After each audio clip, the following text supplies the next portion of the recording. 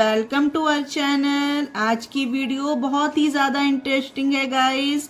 आज की वीडियो में मैं आपको बताने वाली हूँ this and these, that and those का यूज एंड डिफरेंसेस, और साथ ही ये भी बताऊंगी कि दोस एंड दे के बीच में क्या डिफरेंसेस हैं।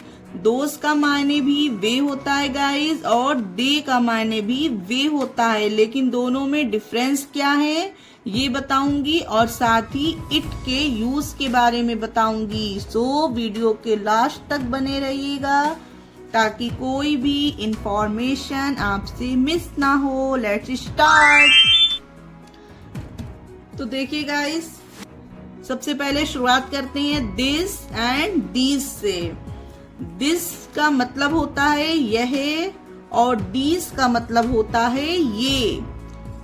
दिस सिंगुलर है, दिस का प्लूरल है गाइस। जब कोई एक चीज होती है तो उसके लिए हम दिस का यूज करते हैं, और जब एक से ज्यादा चीजें होती हैं तो वो प्लूरल हो जाता है, उसके लिए हम दीज का यूज करते हैं। तो इसे हम एग्जाम्पल में देखकर समझते हैं और क्लियर करते हैं गाइस।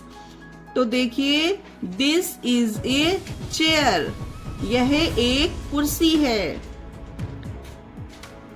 इसलिए इसमें यहाँ पर दिस का यूज किया गया है, क्योंकि यहाँ यह एक कुर्सी है, कुर्सी एक है गाइस, इसलिए यहाँ पर दिस यूज किया गया है। दूसरा एग्जाम्पल देखिए, दिस इज माई हाउस, यह मेरा घर है। यहाँ पर घर भी सिंगुलर है, यानी एक घर के बारे में बताया जा रहा है, इसलिए दिस का यूज किया गया है। दिस इज अ डॉग, यह एक कुत्ता है। दिस इज योर पेन, यह तुम्हारा पेन है। तो ये सारे एग्जाम्पल में हमने देखा हर एक चीज के बारे में जिससे बताया गया है वो सिंगुलर है, इसलिए दिस का यूज किया गया है। और दीज का यूज वहां करेंगे गाइस जहां पर एक से ज्यादा चीजें हों। एग्जाम्पल, दीज आर चेयर्स, ये कुर्सियां हैं, इसलिए यहाँ पर चेयर्स आया है गाइस, तो दीज का यूज किया गया है। These are chairs, these are pens, ये पेन हैं। दीज आर योर बुक्स, ये तुम्हारी किताबें हैं। These are my toys, ये मेरे खिलौने हैं। तो आपने देखा गाइस, दिस का यूज हम करेंगे यह सिंगुलर के लिए, और दीज का यूज करेंगे हम जब कोई चीजें प्लूरल हो, यानी कि एक से ज्यादा हो, वहां पर हम दीज का यूज करते हैं। अब देखिए guys, that and those. That means होता है गाइस वह, दोस मीन्स होता है वे। तो पहले डेट के बारे में देखते हैं। गाइस, यूज हम वहां करेंगे जहां पर हम किसी चीज को दिखाते हैं, जब हमें वो चीज दिखाई देती है पर हमसे दूर होती है, इस तरह से इंडिकेट करेंगे और बोलेंगे, जैसे कि डेट इज माई हाउस, वह मेरा घर है। That is my house. That is my father, वह मेरे पापा हैं। डेट इज माई टीचर, वह मेरे शिक्षक हैं। डेट इज पीयूष सिस्टर, वह पीयूष की बहन है। याद रखिएगा गाइस, डेट का यूज हम जब करेंगे तो किसी चीज को दिखा रहे होते हैं और वो चीज हमसे दूर हो, दिख रही हो पर दूर हो। और दिस में जब वो चीज हमारे करीब होती है तब दिस का यूज करते हैं, और डेट का यूज हम जब करते हैं जब किसी चीज को हम उसे इंडिकेट करेंगे कि that is my house, that is my father, वो चीज हमसे दूर हो पर हमें नजर आ रही हो, तब हम डेट का यूज करते हैं और सिंगुलर में करते हैं। और दोस का यूज हम वहां करेंगे जब वही चीज एक से ज्यादा हो, यानी कि दोस्त जो है हमारा वो डेट का प्लूरल है गाइस।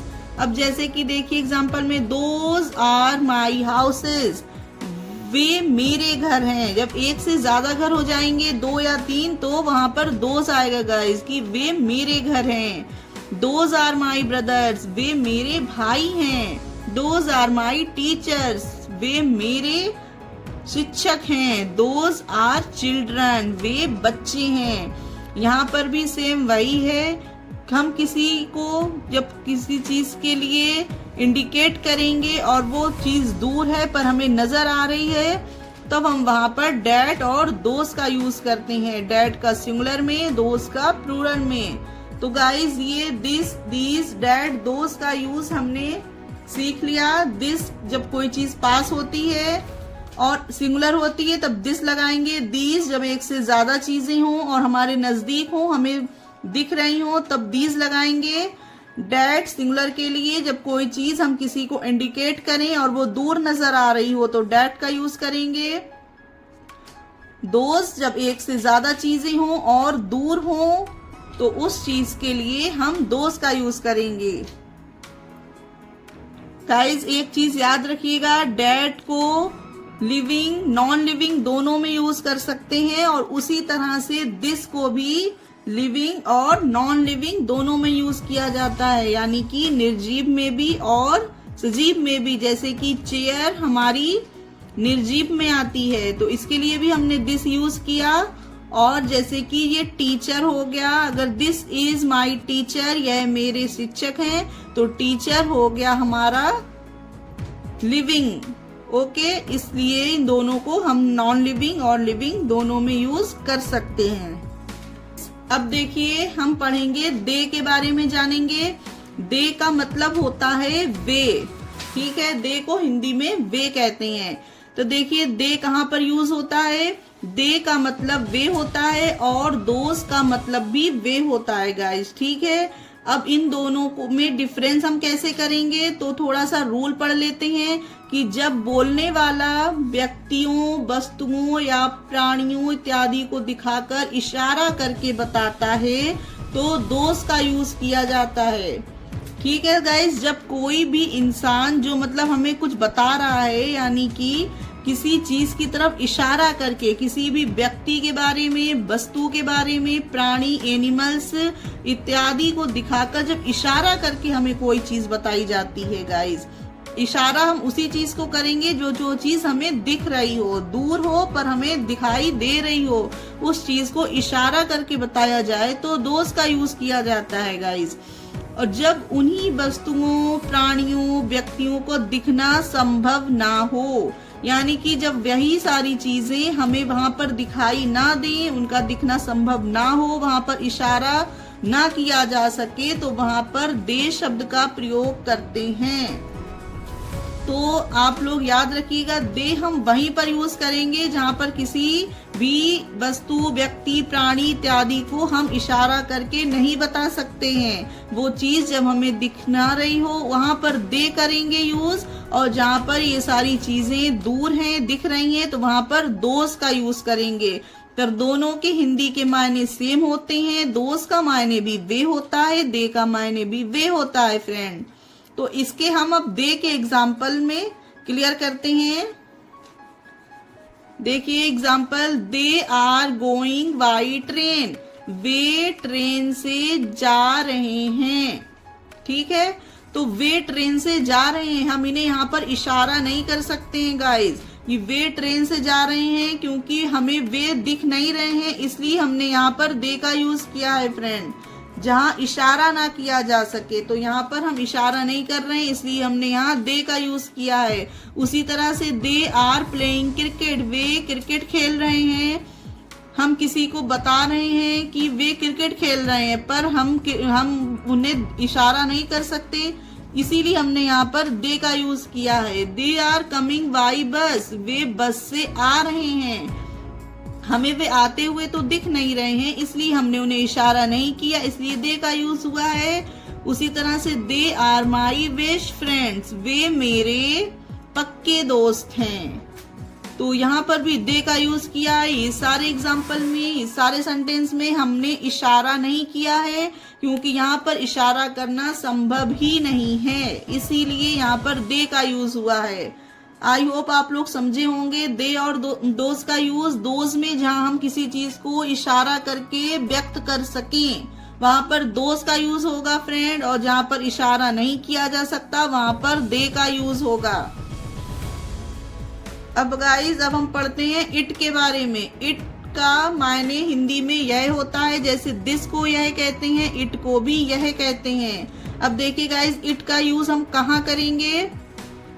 जहां पर कोई सब्जेक्ट नहीं होता है वहां पर इट का प्रयोग होता है गाइस। जहां पर हमें कोई सब्जेक्ट नजर ना आए, for example it is raining, यानी कि बारिश हो रही है। अगर ये हमने बोला कि बारिश हो रही है तो यहाँ पर इट लगाया, क्योंकि यहाँ पर कोई सब्जेक्ट नहीं है। ठीक उसी तरह से इट इज संडे टुडे, यानी कि आज रविवार है, इसीलिए हमने यहाँ पर इट का यूज किया है, क्योंकि यहाँ पर कोई भी सब्जेक्ट नहीं है। तो यानी कि इट इज रेनिंग, बारिश हो रही है। इट इज संडे टुडे, आज संडे है। ये दोनों एग्जाम्पल में देखिए हमने इट यूज किया है, क्योंकि यहाँ पर सब्जेक्ट नहीं है। और देखिए हम इट का यूज कहाँ कहाँ करते हैं फ्रेंड। देखिए इट का प्रयोग हम जानवर, समय, मौसम, दूरी, महीना, हवा, कोई निर्जीव वस्तु, पानी, संभावना आदि के लिए किया जाता है। इट का यूज इन सब चीजों के लिए किया जाता है गाइस। एग्जाम्पल देख फ्रेंड्स, इट एक ऐसा प्रोनाउन है जहां पर हम जानवर के लिए इट का यूज करते हैं। मेल या फीमेल के लिए तो ही या शी लगाते हैं, लेकिन अगर कोई पर्सन एनिमल में है तो उसके लिए हम इट का यूज करेंगे। देखिए कैसे, जैसे कि I saw a giraffe in the forest yesterday, मैंने कल एक जंगल में जिराफ देखा। It was looking very tall, वह दिखने में बहुत लंबा था। तो देखिए यहाँ पर हमने इट का यूज किया है किसके लिए? जिराफ के लिए। जिराफ एक एनिमल है, इसके लिए यहाँ पर हमने इट का यूज किया है। यहाँ पर हमने दिस का यूज नहीं किया है। ठीक है guys. I saw a giraffe in the forest yesterday, it was looking very tall. तो यहाँ पर इट एनिमल के लिए यूज हुआ है कि वह बहुत लंबा था। देखिए second example, it was the month of June, जून का महीना था। यहाँ पर देखिए महीना आया, इट लगा महीने में, यही रूल था हमारा, महीने के लिए इट लगेगा। और it is a beautiful building, यह एक सुंदर इमारत है। तो यहाँ पर देखिए निर्जीव चीज के लिए इट लगेगा, और ये हमारी बिल्डिंग निर्जीव में आती है, इसलिए यहाँ पर इट लगा है। Next example, it is very cold today, यानी कि आज बहुत ठंड है, यानी ठंड का मौसम के बारे में यहाँ पर बताया गया है, और मौसम में इट लगेगा, तो it is very cold today. Next example, it is 5 miles to house from here, यहाँ से घर 5 मील है, मतलब 5 मील की दूरी पर यहाँ से घर है। इसमें सेंटेंस में ये बताया गया है, और जहाँ पर दूरी हो वहां पर इट लगेगा, तो यहाँ पर इट लगा है। It is 5 miles to house from here. Next, it is blowing, हवा चल रही है। तो देखिए हवा के लिए इट लगा। ठीक है गाइस। उसी तरह से इट इज 10 मिनट्स, यानी कि 10 मिनट हो गए। तो मिनट के लिए यानी कि समय के लिए यहाँ पर इट लगा है, इट का यूज हुआ है गाइस। और इट का यूज क्लॉज के लिए करते हैं गाइस। क्लॉज के लिए इट का यूज होता है, जैसे कि it is true that Priya is ill, यह सच है कि प्रिया बीमार है। यहाँ पर भी इट का यूज हुआ है गाइस। तो आज की वीडियो में this, that, these, those, that, it का यूज करना हमने सीखा। उम्मीद है आपको वीडियो अच्छी लगी होगी। प्लीज लाइक कीजिएगा और चैनल को सब्सक्राइब कीजिएगा। मिलेंगे नेक्स्ट वीडियो में।